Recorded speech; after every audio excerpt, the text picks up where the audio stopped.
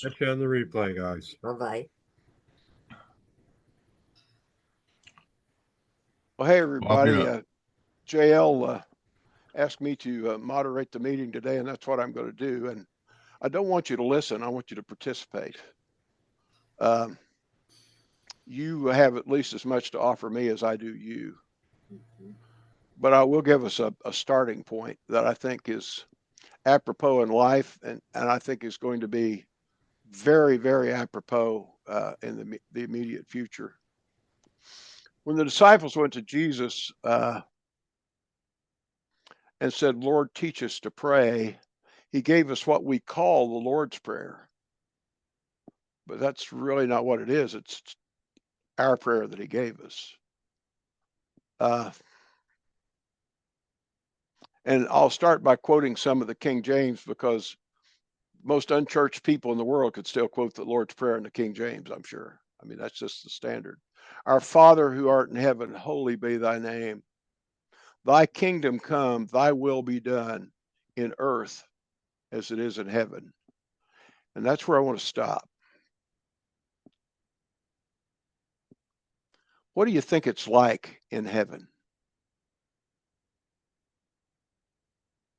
What is your perception of heaven?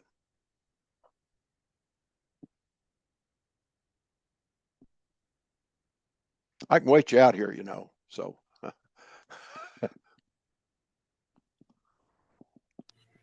Well, I think it includes the best parts of what we have right here, and all this is inclusive. All this whole life is inclusive in heaven, also. I believe so. if we're going to have a new heaven and a new earth, which the word tells us we're going to, does that mean they're separate places? No. No, So, I think heaven go is ahead. not a distinct place from us because, it was written that the kingdom of heaven is within you. So it's not like Yes. a place we go after we transition, but it's recognizing that which is already here and in us. Yeah. Almost as though the next level of transition is us just understanding another capacity of who we are. Maybe we don't go away when we transition because people remember us. We've had impact. Melissa, you had your hand up. Oh, I was kind of going to say the same thing Stan did about the kingdom within. And I agree with you and what you're saying. I'm thinking of the great cloud of witnesses being all around us. So yes, we can't see them. They're separated from our senses, but that doesn't mean they're separated from us. I think it's not another place, but just some sort of, for lack of a better word, some sort of thin veil between us and whatever the next level is, the next realm. Um, and I think you're right. I think when we transition, we just simply go more into who we really are than we are while we wear these flesh suits, which is really all they are. Well, when Jesus came back, after he arose from the dead and everything, was he still? I mean, didn't he live in the kingdom of God, really? Or what we would think of as heaven, because he always did what the Father said and thought what the Father said. I don't know. To me, it's like maybe it's a dimension, like the facets of a diamond, or pretty stone. And so maybe, I don't know, maybe it's going on now, So it wouldn't be in a way not a separate place. I don't know. It's interesting. I don't think about that. It Cool. says that we're seated at the right hand. I mean, that he's seated at the right hand of the Father, but it says so are we. So Yeah. that's says to me that it's a spiritual plane and not another physical place. And also, sorry, JL nicely has his hand up. I'll shut up after this, but oh, you triggered something, Dana. I can't remember. But I like it. It's not a physical place. Yeah, yeah. Not just physical. I mean, Jesus had a body, flesh, I guess, and he ate and everything. Oh, go ahead. Yeah, even afterwards. But I think that was, I don't know about that. You're right. The fact that after he resurrected, he was in a body. I mean, he invited Thomas to touch him and make sure it was him, and he ate with them, but I'm also thinking about what he said to the thief on the cross. Today you will be with me in paradise. So I don't know. Good. Sorry, JL. JL, what you got, JL? Okay, so here's kind of my thoughts on that. My thoughts are, does not God live within us? He absolutely does.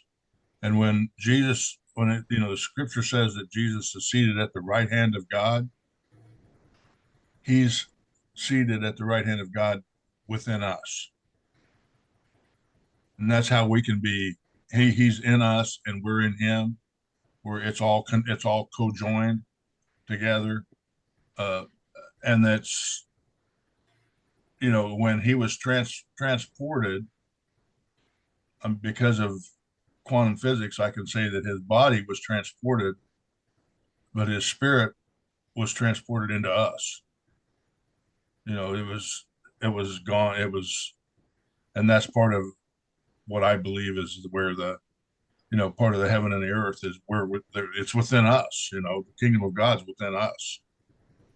So when Jesus gave up his spirit, it says, and finally he gave up his spirit. It didn't go away. no, He gave it to us. Exactly. He gave it to us. Melissa, I would submit to you that the great cloud of witnesses is not only those who've passed on, but the person from Walmart that brings you your groceries. Everybody around us is witnessing what we do and who we are. I like that. And so we live in the great cloud of witnesses. I'm not that. I know that I know this is going to be good, because we need to hear Grace's. What Grace is among us, we need to hear what she has to say. Let me tag on to that real quick. The great cloud of witnesses is seen and unseen. Yep. So there's a whole gamut there that we don't understand. Each of you is part of my great cloud of witnesses. Yeah. Because you witness who I am and what I do. Gracie, what you got, girl? Well, I feel like it's just a more of an awareness of your being, and you are aware that you are so perfectly loved, that you perfectly love everyone, and you don't judge anyone anymore, because they are so perfectly loved. And it's just love on steroids. And just because you mentioned cloud of witnesses, I was thinking recently, the clouds have been just so intricately beautiful lately, like over the last few years. Like, I can't believe it seems like they've changed, and I can see more beauty in them. And I know I heard God say it's because your cloud of witnesses is getting bigger. They know what you love, and they're making art for you. Anyway. Wow. I was going to say, I'm not that well versed in the movie The Matrix, but I think that really kind of gives a picture as well. I forget what the main character's name was, that, you would either take the blue pill or the red pill. And if you took the blue pill, you would stay aware of what your current reality or perception of reality is. Whereas if you take the red pill, you see things as they really are. And, it's sort of liken it to like an awakening of understanding and perception. It's interesting to me how often the movie The Matrix has come up on calls I'm on the last couple of months. Really? So yeah. So if we are saying with sincerity in our heart, thy will be done in earth as it is in heaven, by the instruction of Jesus, who said, listen, I only do what my Father tells me, and I'm telling you to say this. Doesn't that commission us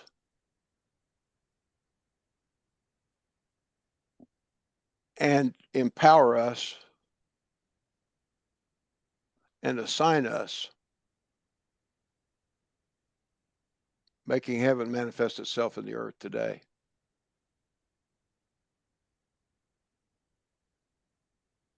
I mean,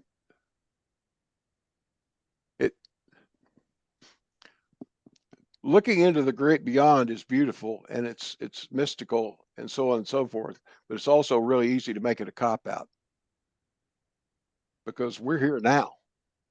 What are we doing with it? And we're here now for such a time. We're specifically here now for a specific purpose.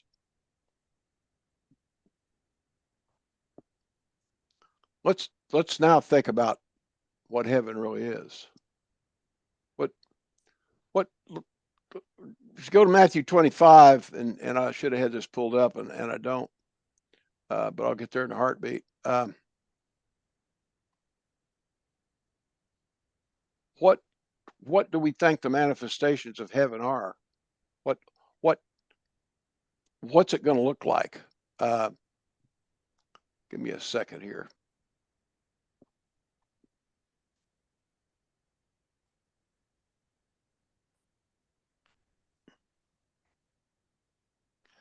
On a thread several years ago, a sister who's in my old tribe, who no doubt thinks I'm a heretic, has been pretty open about that, said to another person in a thread that I was on, speaking of me, do you think he's going to heaven? And so I thought, well, I need to research that. I mean, that's an interesting question. And I wrote a number of things, but one of the things I wrote is, heaven isn't a place where 30,000 denominations have constant theological disagreements while they damn 2/3 of humanity to suffer. Heaven doesn't cater to an exclusive group of angry, biased, bigoted, political, power-hungry, self-righteous religions. According to Matthew, and here's where I really want to go with this, according to Matthew, heaven is an eternal gathering of people who feed the hungry, give drinks to the thirsty, welcome strangers, clothe the naked, care for the sick, and visit the prisoners. Leaders there serve people. Jesus endorsed an eternal community where people love their neighbors as they love themselves. I'll try to support that community here and now on earth as it is in heaven. Bob, you have to send that to Melissa, what you just said. I love that, the whole thing. And it made me laugh, that first part, where heaven would be where all the denominations go and go, that's horrible. But I love what you said. I will. Did you write it do down? that. It's on my blog. I'll just send it to Melissa right now. Okay.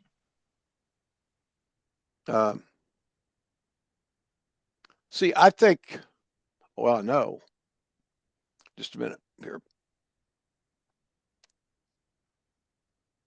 No subject in it, Melissa. You'll just know what it is, okay? Okay, good. I was going to say, email it to me. Don't just put it in the chat, because sometimes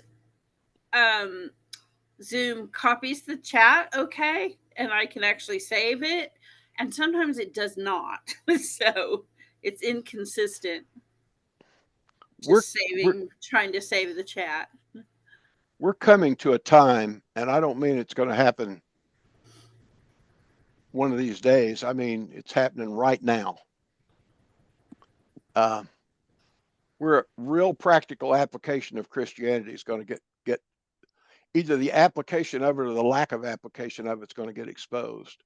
I woke up real early this morning and wrote a sentence down thinking it would remind me of something later on, and it turned out to be a poem entitled Needs, Creeds, or Deeds.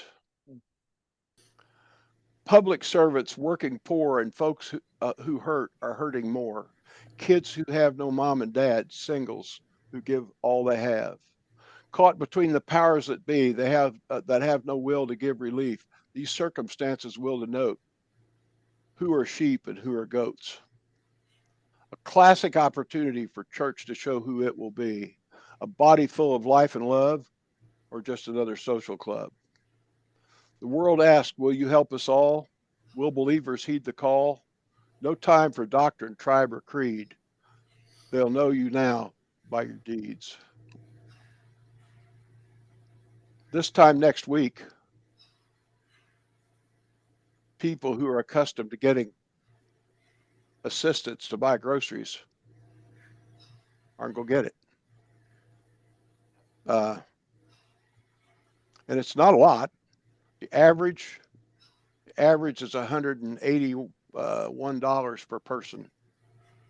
And Flo is Flo's she gets all of Dylan's electronic coupons, and we go on Friday to get fuel points, which we can also convert into groceries, and she buys stuff on sale and buys store brand instead of name brand, and does all of these things. We're a fairly small portion is a meal to us, and she spends $150 a week at the grocery store. Sometimes more. Now we're fine. We've got retirement income. We've still got our business. So at this point, we're not threatened by this. But 6.3% of the people in Kansas, 187,000 souls, get SNAP. We have a time right now where the people that keep us alive at airliners, keep airliners from running into each other or going to work and not getting paid. Those are fathers who can't make their house payment or can't pay their child support. Those are single mothers who are trying to make it on what seems like a lot of money, but isn't nearly as much as it used to be. I went to Subway the other day, by the way. A $5 footlong is now $10 plus tax. Yeah. Since you brought it up, I'm gonna jump in on this. I am one of those, I get, because of my lack of income, I get the maximum amount. I get $298 a month, and I'm not going to be getting that.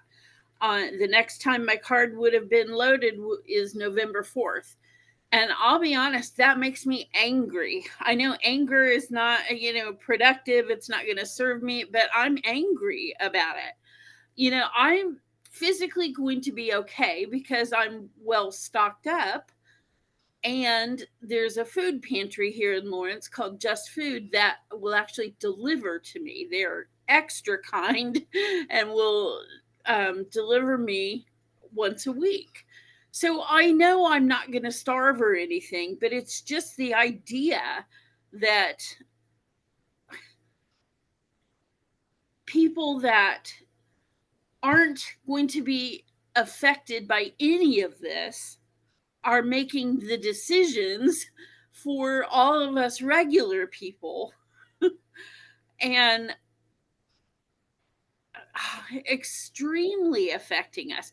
And, thank God I'm an older single woman. If I were a young single mom again, it's affecting the WIC program.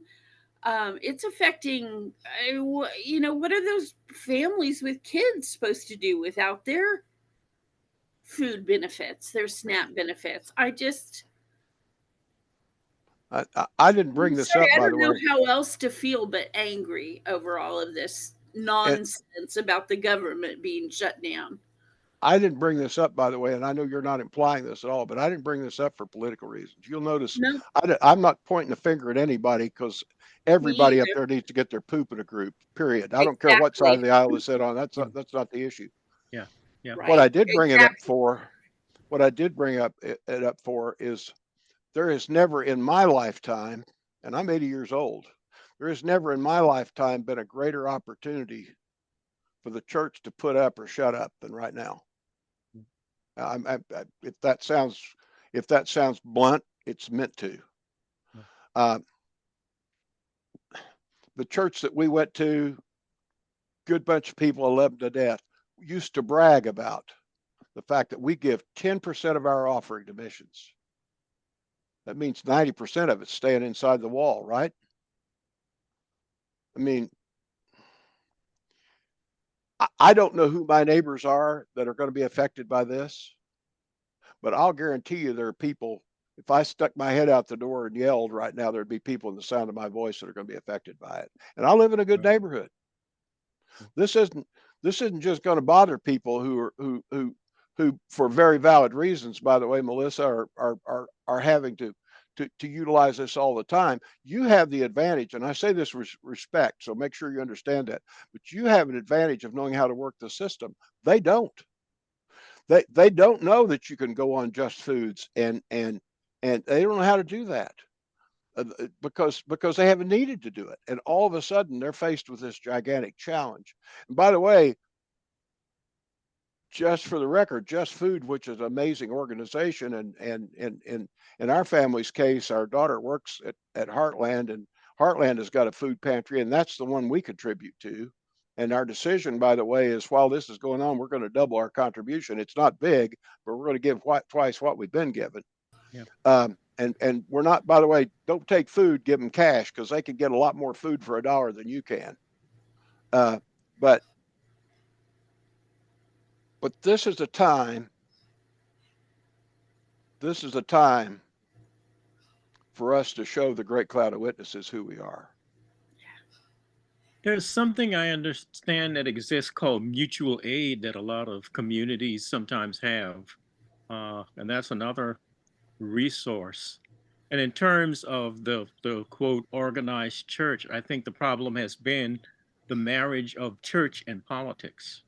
That is the thing that has created this lack of a good witness, so to speak. Because what happened is that politicians, and I'm talking both sides of the aisle, are beholden to their big money donors. Yeah.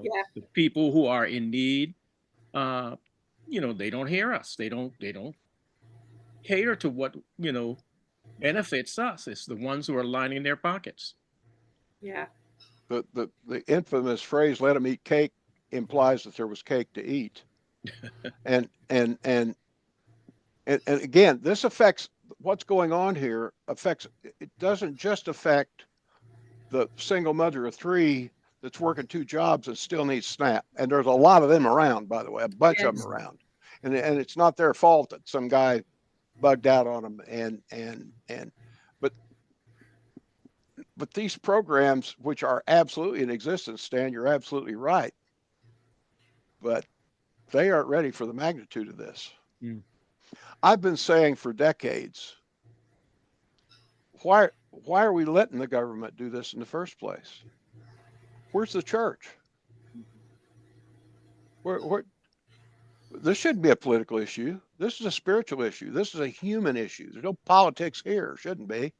And woe to us, by the way, that we've allowed it to become political, because it should never have happened that way. Yeah.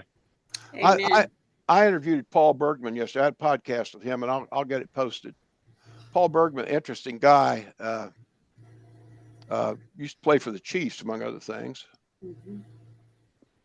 Got involved in ministry, didn't grow up in church, but really had an experience, got involved in ministry, and over a period of time started seeing it for what it is. And in 2018, they sold their church campus for a 7-figure number, which is over $1 million, and it was probably several $1 million. It's in Ojai, California. As a matter of fact, his next door neighbor is Rob Bell, so he's kind of in an interesting circle. But they sold it because he said we started going to board meetings and saying we can help build houses for homeless people in Mexico for $5,000, but we got to spend $50,000 to roof one of our buildings. What are we doing? What are we doing here? Why? Interesting, by the way, they sold the building to a school, and it was a perfect building for the school. And the school came back to them and said, "Oh, by the way, guys, we don't use this facility on Sunday. You're welcome to come and use it." There's warm, dry space everywhere, folks. And I want to tell you that the Lord said to me very bluntly about 60 or 90 days ago now, it's pretty hard to follow an itinerant Jewish rabbi around when you're toting a multi-million-dollar building. Yeah. This is an opportunity, a challenge that offers reason, logical reason. You could sit in a fairly conservative board meeting and make a strong case right now for, guys, we need to change our format. We can find warm, dry space. I'll guarantee you the Chop House would absolutely love for you to show up on Sunday morning at 10 o'clock for breakfast with 150 people. They guarantee you they'd open for that. There's warm, dry space all over Lawrence, Kansas. So be more than happy to rent you their space for $100 a week. I mean, there's a great place downtown, down off of Mass Street, where they have community lunches. They cater and do all. Those guys would love it for somebody to rent that every Sunday morning, and maybe on Sunday afternoon, and maybe if somebody does it on Saturday night. And if you want to have your meetings, and I understand people want to do that, there's plenty of places to do that, but that ain't where it happens. I posted, it wasn't the Doobie Brothers version, it was the Dukes of September's version, but I posted Taking It to the Streets on my wall last night with the caption, Acts 2, the musical. And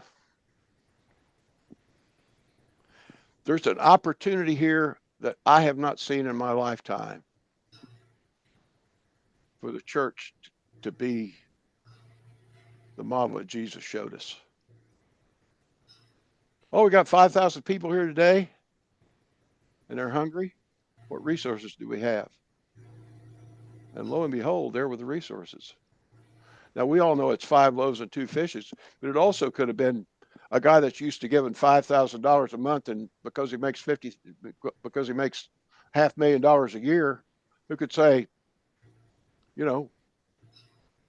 call Subway and order takeout. You know what I'm saying? I mean, the resources are here. They're being focused on an institution when the fact that they're being focused on an organization when there's an organism out here that needs to be fed. There's an organism, by the way, who is literally, in some interpretations of scripture, would say standing on tiptoe, looking for us to be who we are. The nation, I can't quote it, man. I'll say universe, that's not the word, but creation groans. That's the word. Creation groans for the manifestation of the sons of God.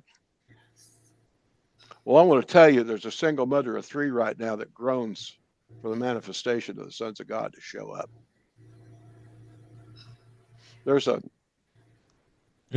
It's been so skewed. Church has been so skewed by money that it's really sad to look at it. It's just, I don't know. It's frustrating to me. I don't know. We just. Well, I We I, don't, I I don't. mean, I say we collectively as a church, Yep. no, as the church, not, I mean, the whole worldwide church. We don't have that uh, same value anymore, I guess. I for lack of a better way to put it. And I mean, the scripture tells us to take care of the orphans and the widows. Talks about how they did that, and I don't know, we have had a downfall of that, in my opinion. So Who You is know, it that, who is it that Go. benefits from all the division that is going on? It's The like power there's an brokers. unseen hand, or individuals, put it that way, who are super wealthy. The Who, 1%. yeah, their whole focus is getting more for me, mhm. getting more from me. And we fight and point fingers at one another, and that keeps the spotlight off them. I think one thing that's interesting in American history is a time called Bacon's Rebellion. Research that sometime. Because what happened, it was like the indentured servants were coming together, and they were like, the wealthy got really upset. They're saying, because there's more of them than they are of us, and they're gonna, change the whole order of things. So that's when they invented division. That's when they came up with the concept of whiteness. And it said that this group is better than that group. Yep. You have more rights, and, we're going to look out for you. And so instead of instead of them working together, that division created just a monster. And it's what we are still dealing with to this day. And that That was that back in the 1600s. that's yeah, and that's where the whole uh, uh, that's where the whole white supremacy thing is kind of based on, and it had nothing to do with the color of your skin. It had to do with dividing people. Yep. Tell the people with the torches that the people with the pitchforks are trying to take their torch away from them. I mean, Right. you know, it. I want this. I'm not bringing this up to be negative, because it isn't negative. You know me. I'm a guy who, when opportunity knocks, I answer the door. I mean, you all know the story of me giving a friend of Flo's a ride, and Flo came along, and because I had the great wisdom when I bought my new car, and they tried to sell me bucket seats, I had said, "Why would I want a console between me and a girl?" Right? You know, and I said that. My mom laughed when I said that. I mean, she got that. But Flo sat in the middle, and when Linda Ford got out of the car, Flo didn't move over. February 22nd of next year, that's going to be 60 years ago. Uh, that was opportunity knocked there. I'd had my eye on her for 2 years and thought she was taken. All of a sudden, I realized she wasn't. And my life was revolutionized, and her life was revolutionized. And I'm sure someday she'll come to her senses about that, but fortunately, she hasn't yet. But but we have an opportunity here. We can see this as, oh, those guys are doing it wrong. Oh, those guys are and you're exactly right, Stan. There's a certain empathy in me for men who don't realize what profit of the man to gain the whole world and lose his own soul, because that's what's happened. A man with billions of dollars right now who's not willing to pick up to get on CNN today and say, oh, by the way, here's the website you go to, and here's $400 a month for groceries. I'll never run out of money. Ewing Kauffman, who, those of you who aren't Kansas Cityans don't know it, but Ewing Kauffman was a pharmaceutical salesman way back when, and he was very good at it. And the company kept giving him, they give him a territory and a quota, and he'd keep selling his territory. He'd keep selling his quota out faster and faster. And finally, one year, he had sold out by February, and he quit coming to the office. The boss kind of got in his face and said, you can't do this. You need to come to the office. He said, why? I mean, you gave me a territory, you gave me a quota, and I've told you, give me a bigger territory, give me a bigger quota, and I'll come to the office.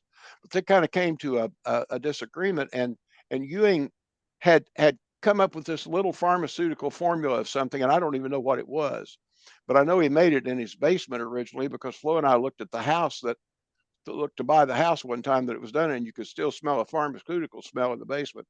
But he came up with this little pharmaceutical product, and he sold it, and he didn't have any money to grow his company, so he went to his employees, guys that he wanted to recruit, and he said, "Man, I can't hardly give you any money, but I'll give you stock." And a tributary of that is when his personal secretary finally retired, she was worth millions of dollars because she came to work for a minimal salary and took stock of difference. But here's where I want to get. Ewing Kauffman's the guy that started the Royals because he didn't want Kansas City to be without baseball. And somebody came to him and said, "Mr. Kauffman, you use $1 million a year." And he said, "Okay." But he was on, this happened about 30 years ago. He was on one of the morning shows one morning. He had gone to an inner city high school, Westport High School in Kansas City, and he had asked to have an assembly that he presented to. And he said to those kids, "If you are a sophomore in this class, and any sophomores from now on coming through this school, if you will stay off of drugs and not get pregnant and just do the best you can in school, no grade average required, just do the best you can, I'll pay for your college." And there was a written contract because I got a copy of it. I wanted to see this. And there was a written contract he had with the students. And on this morning show, they had come out and were interviewing around that. And they said to him, "Mr. Kauffman, how much is this going to cost?" And he said, "I don't know." See, he had so much money, it didn't matter. Billionaires have more money than they can possibly, multiple generations of their families can spend. $1 billion is literally beyond our imagination. And these guys now have tens of billions. Some of them have hundreds of billions. Some of them are bumping on $1 trillion, which is 1,000 billion. Okay. What would it do for their soul if they got on the internet and made an announcement? Go to www.ineedhelp.com and tell me what you need. And like Jesus, by the way, I'm not even going to investigate you and make sure, and I'm not going to make sure you qualify. And I know I'll get ripped off, son, but that's okay. Because a small group of people are going to rip me off, and a whole lot of people I'm going to help. And we'll just call the rip off, we'll just call it what it is. But Ms. Jarrett, log onto our website and let me send you $400 a month, no questions asked. Mother of 3, come on our website. Let me know how I can help you. First of all, let me know how I can help you by sending you help, and then let's even escalate this thing. Let's take it to what can we do to help you relieve your ongoing situation. I was on the board of the Good Samaritan Center in Excelsior Springs for a number of years, and we had 135 churches that sent people to us at one time or another. They had them in our database, and I proposed a program called "Who is My Neighbor?" And I said, "I'll do this. I'm not asking anybody else to do it, but if you will commission me to do this, I'll go to all these churches and I'll ask if I can have 10 minutes in the pulpit on a Sunday morning. And I'll get up and say, who would like to have a new family in your church?" And if nobody holds their hands up, I'll say, "You got a really nice building and I like your parking lot. Thanks for your time." But I'll guarantee you, every church where the Spirit is, somebody will hold their hand up. And that's when we'll start a conversation is, who's here that needs an employee, that needs a job? Who's here that's got an older car that still runs good that they'd give somebody who can't get work because they can't get there? Who's here that they've got an apartment or a little house that they could rent very reasonably because these people are living in a pay by the week motel right now? Who's a grandmother here who wouldn't mind babysitting during the day so a mother could work because she can't afford to pay babysitting right now?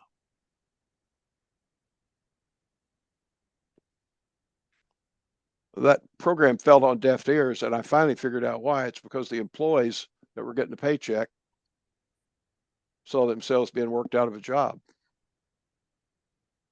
The employees of the center.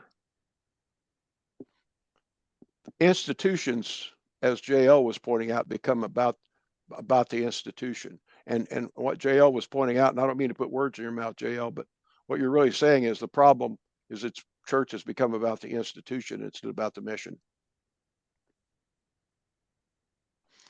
And now is a phenomenal opportunity to change that. There's never been a greater opportunity in my 80 years to change that right now.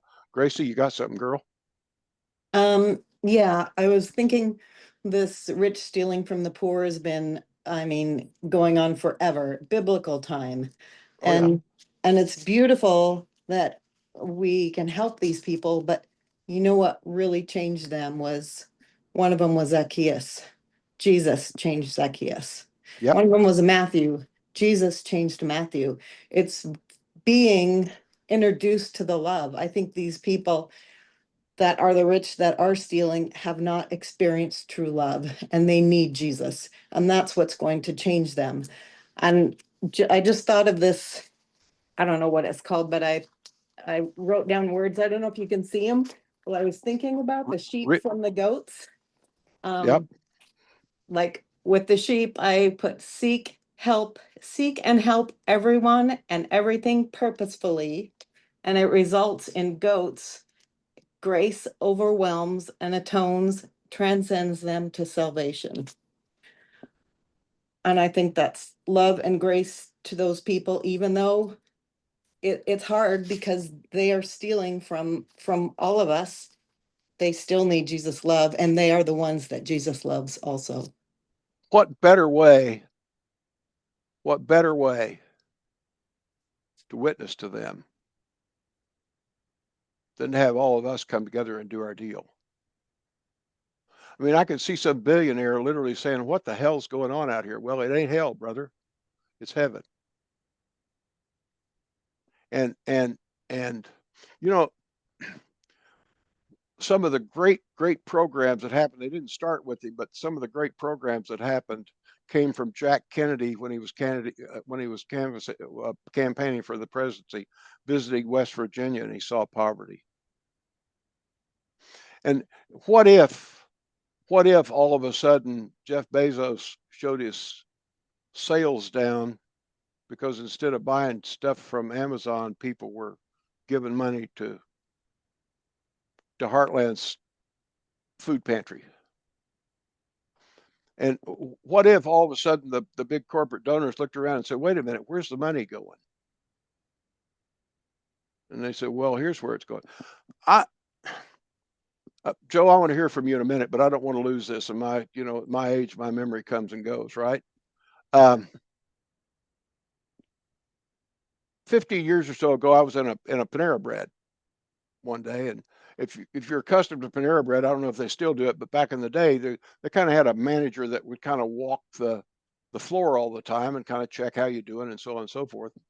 This young woman came up to me and somebody had done something. I don't even remember what it was, but somebody had done something kind of exceptional for me, and always loved going there and always got good service. But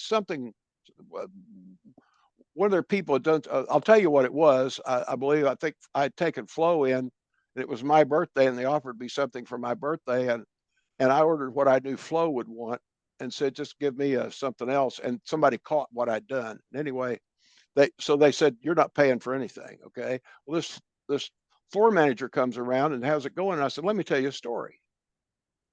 And I told her this, and I said, is there anybody I could reach out to and tell how special that was to me? And she said, yeah. And she gave me a phone number, and I called, and it was a member of the family. There's a family in Kansas City that owns the 30 some odd Panera Bread franchises around Kansas City. And I called and I told this guy this, and he said, I'm having a regional managers meeting in a couple of weeks. Would you come and say this to my regional managers? Well, you know me, man, a room and an audience, right? So I said, sure. I thought, this will be 5 minutes. I'll get up and say, you guys are really awesome and stuff. And he said, I'll have one of my people call me. And about 30 minutes later, a young woman called me and introduced herself and said, I understand you're going to come speak at our meeting. And I said, yes. And she said, well, 30 minutes will be fine. And I thought, wait a minute. I mean, okay, but I thought, what am I going to say? So I started thinking, what am I going to say? And I researched the name. I got a little epiphany, Pan Era, across eras. And I started looking, and it occurred to me, and this is all the presentation I got into. It occurred to me, I started researching it. The Panera Bread model utilized all the three great evolutions of in the last 1,000 years. It was it addressed the agricultural revolution, and that they make bread and all kinds of stuff. They took advantage of the agricultural revolution. And interestingly enough, if you'll study the history of coffee, you'll find that coffee, which came, by the way, from the Arab countries, but coffee reached Western Europe about the same time the steam engine did. And you went from people who were drinking beer and wine all the time because the water was bad to people that were boiling their coffee, which means the water was good, right? And all of a sudden you went from a bunch of sloppy drunks to a bunch of highly energized people that needed something to do. And you had factories. So the Industrial Revolution, if you go back and study the Industrial Revolution or the history of coffee, you'll find that the two come together, and the Industrial Revolution was literally fueled by coffee. And the third age, my mother always talked to me about the information age, which we all live in now. But and 15, 20 years ago, Panera Bread was the place where I knew where you could go get a hot Wi-Fi connection free, right? So they introduced their model took advantage of the information age. So I said, here you are, your Pan Era. Your business model addresses the agricultural age. It takes advantage of the industrial age. It reflects that, and it reflects the information age. I said, I see another age coming. And I said, I don't know what to call it, so I'm going to call it the Great Compassion. And what I envision, I said, right now we're building skyscrapers. Corporations are building skyscrapers with bricks from clay around the foundation. That can't stand. That can't exist. But I see a time coming when corporations will get together in their board meeting and they'll say, yeah, we got new product and it's working, and yeah, we're getting good market share and so on and so forth. But what are we doing for our local culture? See, in my research of Panera Bread, I found out that the president, the chairman of the board, who was making literally several $1 million a year, had taken his kids to a food pantry one day and to show them what it was like, and came home, and that night he saw a little blurb on the news about a little coffee shop up in the Twin Cities that had a pay what you can model. Their model was, you come in our restaurant and here are our suggested prices, but whether you can pay those prices or not, we want you fed. So order what you'd like and sit down and enjoy your meal. And it was working.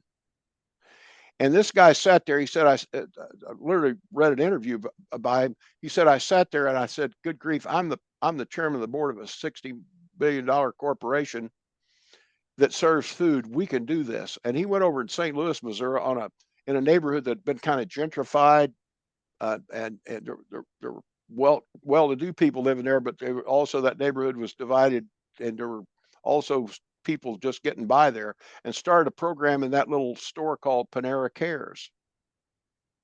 And you'd walk in the door and someone would meet you at the door and say, here's our model. Our prices are up on the wall, but that's not the point. You take what you need to eat and feed your kids, whatever, and pay what you can. And if that's nothing, that's just fine. He said, he put that together. He said, I went out to the company and said, anybody want to work here? And we had a flood of volunteers from the company that said, I'll give you, don't need to pay me. I'll give you my time. There are a number of those. As a matter of fact, I told this story a 3 months ago, and one of the guys on the call said, man, I literally live in a neighborhood where one of those happened. Among other things, the store actually paid for itself because people who couldn't pay didn't, and people who could pay paid more because they wanted to, because there was an opportunity to. And I said, there's a time coming that we'll call the Great Compassion. Well, I thought the downturn that we were coming out of in 08, 09, 10, and 11 would maybe drive that. Well, it didn't. But here we are again, and the ground is fertile for the Great Compassion. Joe, what you got, girl? Bob, thank you for leading us. I'm just struck by that verse in Acts. And it says, and with great power gave the apostles witness of the resurrection of the Lord Jesus, and great grace was upon them all. Neither was there any among them that lacked. For as many as were possessors of lands or houses sold them and brought the prices of the things that were sold and laid them down at the apostles' feet, and distribution was made unto every man according as he had need. And I'm so struck, it feels like it's coming full circle to the question that you asked us at the beginning, which is, what is heaven as on earth as in heaven? The birth of the early church comes with no one in need, with everyone sharing amongst them. I just think, that's the hope, isn't it? That's the vision. And there's something powerful. I mean, we hear it all the time in our circles that, well, hell was not mentioned.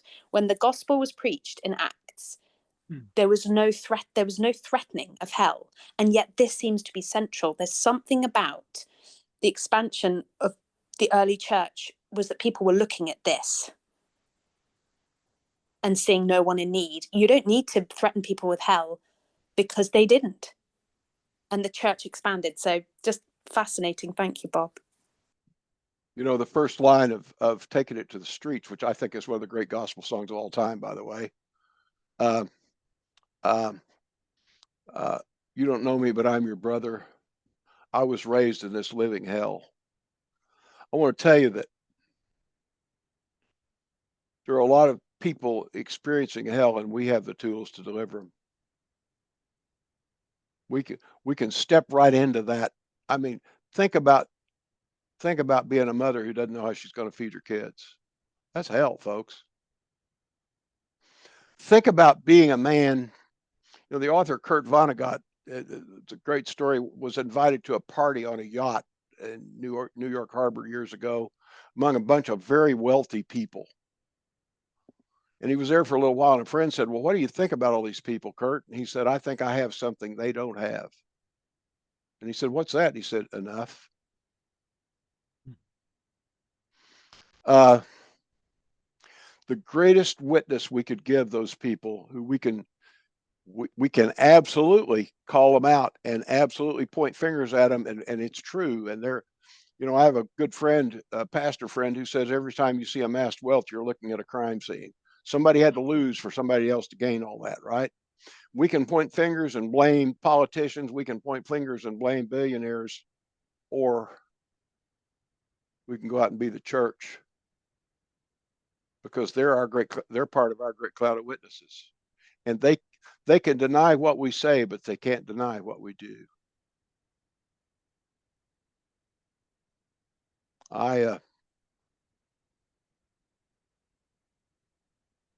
On earth as it is in heaven, folks.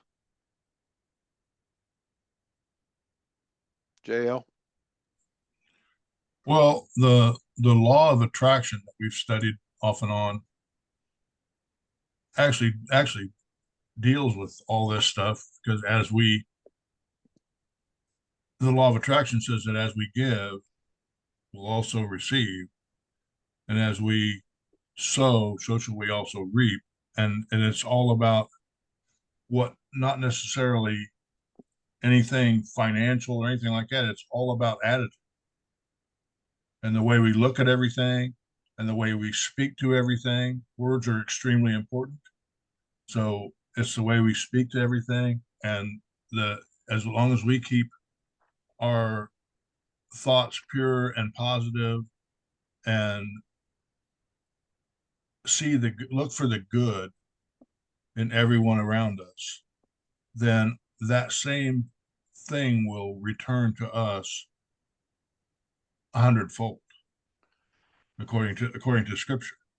30, 40, 100, 30, 60, 100-fold, whatever, 20, 60, whatever. And by the way, it's what we do. It goes back to the poem. They're going to know us by our deeds. Yeah. It's all about allowing Jesus to work through, It- live through us. In our business, we manage warranties for new home builders, and our pricing is based on the price of the house, right? I called our daughter over the other day and said, because when we're giving money now, we're giving our children an inheritance, so they need to know what's going on with it, right? But I said, we've decided to double down on this thing. She came over for lunch. We gave her a check and we said, we've decided to double down on what we're doing with Heartland right now. And she thanked us and went out the door. And about 5 minutes later, one of our builders put a house on our system that we're going to charge for. Normal houses that we price for are in the $850,000 range, and we get paid according to that. The next house that came on the system was 2.2 million. Nice. I mean, we can't give it away fast enough for that to keep up with that. We had no idea that was going to happen. Yeah. I'm just telling you that it will you'll even see it start manifesting itself. You cannot, literally, absolutely cannot outgive God. It just ain't possible. Yeah. And I've lived on the receiving end of that, and I've lived on the giving end of it, and it works. Right. Guys, it's 12 o'clock, and that girl that didn't move over has got lunch ready for me. All right. I hope you all been blessed. JL, thank you very much for letting me facilitate Hey, this. thank you. DeVille and I were kind of out in the rain all day Friday in Eureka Springs. I have a little bit of a sore throat, so I'm glad you could leave. Well, I'm sure you're all right, but DeVille, sweet as she is, I'm surprised she didn't melt. Well, we tried to keep her under cover. And by the way, Dana just laughed, so my work here is done. Okay. There you go. Love you guys. Bob, it was wonderful. Well, thank you. All right, guys. Look really forward to seeing y'all. Look forward to seeing y'all next week. Bob, thanks again, and we will love you all. See you later. I'm going to be gone. I'm going to be gone for a couple of weeks, so I may not be here for a couple of weeks. Just letting you know, we're going to Charleston, South Carolina to see our son, granddaughter. I have it on pretty good authority. They have internet down there. Oh, well, I don't know. If I can, I will. But yeah, I know the Carolinas aren't exactly the leading edgiest state in the world, but I can say that, by the way. I was born in South Carolina, so I can make jokes about the Carolinas. So, but I'm thinking that they got wires that connect and little pewters, and you can get connected because Lenny's managing to do it from there. Okay. Well, okay, I'll give her a try. We'll miss you. We'll miss you, girl. If you're, I'll have to try to just try to think to laugh about this time on Sunday. Okay, so my work's better. And I was born and raised about an hour from Charleston. Really? Yeah. Oh, wow. Where are you now again? I live in Maryland now. Oh, okay. I was born in Beaufort, South Carolina. Oh, okay. And it's nice there. Well, and I got to tell you, I was a little miffed. I was through the state some time back, and there's no placard on the state sign or anything saying birthplace of Bob Ingle. Apparently that's an oversight of some kind, Right. Yeah, I'm sure that one of these days they're going to say, "Wait, goodness, what did we do here?" Right. Well, weird Maste, folks. The weirdness in me honors the weirdness in you. Okay. All right. Love you all. Guys. Love you all. Week. Bye. Bye.